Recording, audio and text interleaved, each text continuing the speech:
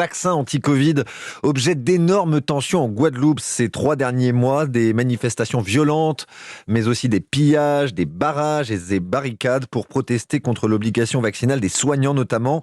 Après enquête de la justice, l'affaire semble en réalité bien plus complexe d'après les premiers éléments révélés par le procureur. Précision à Pointe-à-Pitre d'Amandine Asensio.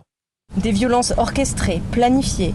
Hier, le procureur de la République de Pointe-à-Pitre, Patrick Desjardins, a longuement insisté sur le degré de préparation des émeutes de Guadeloupe qui durent encore aujourd'hui. Et si les gangs de l'île sont impliqués, l'enquête semble avoir mis le doigt sur un système beaucoup plus large.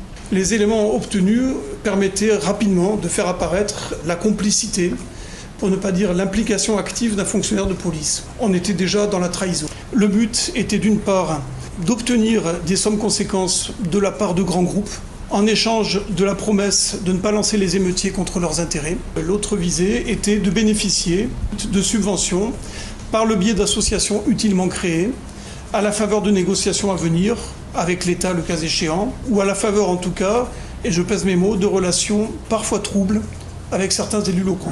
Lundi, 8 personnes, dont le policier, ont été interpellées et placées en garde à vue pour 96 heures.